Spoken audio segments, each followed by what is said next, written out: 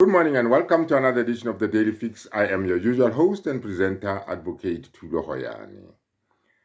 I've always said I'm worried about how Gininda, responds to simple questions in this trial. Gininda will be asked a question and he'll go on and on and on and on. Because I think it is very crucial in any trial that when a question is posed, we must get a clear answer to that question. It does not help anybody for Gininda to be giving all these lengthy explanations, which at the end of the day amount to no answers at all. I mean, the whole thing gets so convoluted and so confusing at the end of it all. You wonder whether Gininda has actually answered the question that is being asked. And I think it is about time that the defense lawyers bring Gininda to order.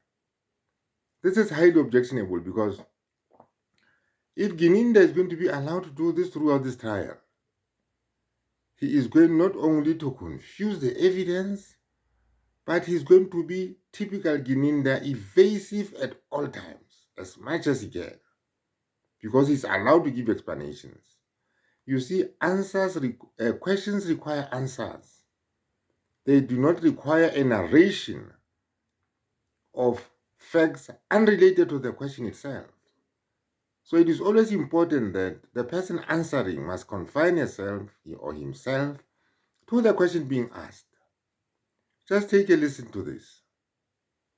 Killing in your evidence. You remember? I do recall, ma'am. Yes. What did you mean by referring to a contractual killing? I meant the deceased was assassinated. It was an assassin, my lord. There was a plot and a conspiracy to have him killed.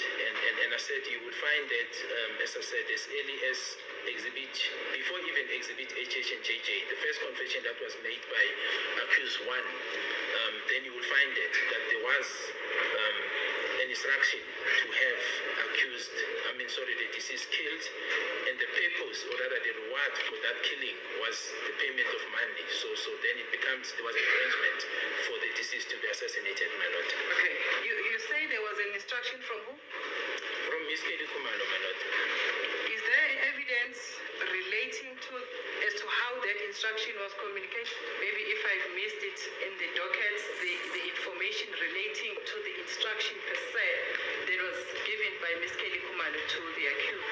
Yes, my lord, you'll find it in the confessions. Accused one indicates that the killing was because of Miss Kelly Kumalo who gave the instruction, and subsequently accused two also said the same thing in his confessions, and those confessions are part of the court record, my lord. No, I'm not specific to say is there any witness to that effect.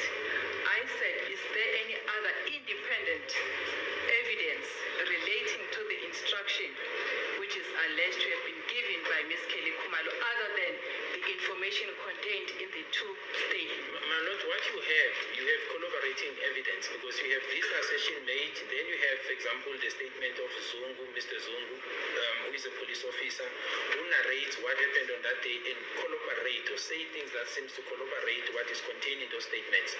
You have the statement of Simpiwe Sifiso Zungu Wabeni, who says certain things insofar as what happened prior to that deceased being killed. In other words, all the five accused meeting at Basuchini Hostel, departing, coming back, accused one announcing that now have they heard that Senzo Meyiwa has been killed. And I've testified about this, my lord, that at this stage, it was before even the media covered the killing of the deceased. And then we have Simpiwe Butelezi, who implicates accused, I think 3 and 4, about their involvement in this matter. Simpiwe Butelezi. So if you take, and this is now independent from the confessions, my lord, so if you take the confessions coupled with the corroboration of what happened, what witnesses saw, and those whom the accused or some of the accused spoke to, if you take them into a totality, my lord, as a collaboration, it does create an impression that indeed this would have been conventional killing, because in my investigation, my lord, I found no evidence that suggests that any of these accused had a quarrel or anger or hatred with the deceased. Advocate Charles Mnisi will... There you have it. That is Gininda, typical Gininda. You see, giving us a history of the case, and not answering questions, not confining himself to answering questions.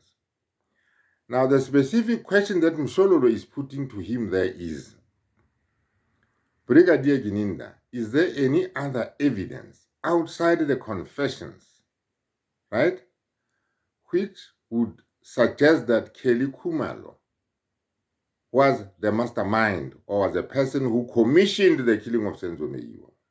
That is the question. You get an answer for that? You never get an answer for that. He goes on and talks about the evidence being looked at holistically. If you look at the pieces of evidence and all that, and without giving an answer. Because the question was, is there any other evidence besides the confessions? The answer could have been, yes, there is evidence other than the confessions. And if need be, if Msololo wanted what that other evidence could possibly have been, she could have asked for it. And Gininda never gave any concrete evidence other than the confessions to the effect that Kelly Kumalo had commissioned that killing. It does not come out in that answer. So this is the most worrying aspect about the way Gininda has been answering questions. It is about time that Gininda is disciplined to answer questions. Now let us go back to the issue when Gininda said, there was a time also when he said, this is an ongoing investigation. How strange can that be? The investigation of this matter started in 2014. 11 years later, this matter is in court. And Gininda is still conducting an investigation. You see, this is the way Gininda argues. Gininda wants to leave the door open to say that, well, should we come up against some other evidence that implicates some other person, we are going to use it because this is an ongoing investigation. But how do you have an ongoing investigation side by side with an ongoing trial? It does not work that way. The way it is supposed to work is police will undertake an investigation. Once that investigation has been completed and it implicates certain people, in other words, the evidence must point at the commission of an offense by certain people, you then effect an arrest and put those people before trial. That concludes the investigation. You cannot investigate a case as it proceeds, right? Because that would ensure that Gilinda, he can actually be embellishing his evidence in the event that it appears to be shaky in certain respects. Because the investigation side by side with this trial is going on, he can always keep on, listening to what is going on in court, come back to embellish or fill up the gaps that are being exposed as the trial proceeds. That's why I've always said Justice Ratamokwate is not in charge of the proceedings. This kind of thing is unacceptable. Because Gininda has been getting away with this over and over and over again. He would always say, let me explain.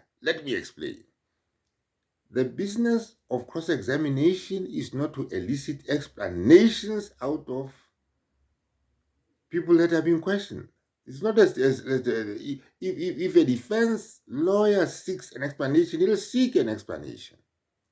But if he seeks an answer, that answer can preclude or must exclude that explanation. Because you see, with those explanations, Gininda gets away with murder. It is like if you want to establish whether, a rapist has committed a crime of rape. You don't want taking explanations out of the rapist. All you want is, right, did you commit a certain act on a certain day? Right? Yes or no? Right? You're not going to ask the rapist as to whether, as to, what motivated him to commit the offense, to give us an explanation. We're not interested in explanation. We're interested in the act itself. Because if you let him give you a lengthy explanation, that amounts to evading and avoiding giving a proper answer. Because then the rapist will say, oh, well, I've got certain genetic effects. That is why I am a rapist. You see, if you seek explanations, to sort of water down the crime that he has committed or that he's been charged with. So explanations are uncalled for, and it's been typical Gininda, testimony, to be giving explanation to the length and breadth of this trial and to leave it open-ended. So 11 years later, we are still investigating the Senzo Meyiwa trial. Having said that, I'll always conclude by saying, need I say more? That's enough for one day. Keep those subscriptions coming. Keep those views coming. I love you all.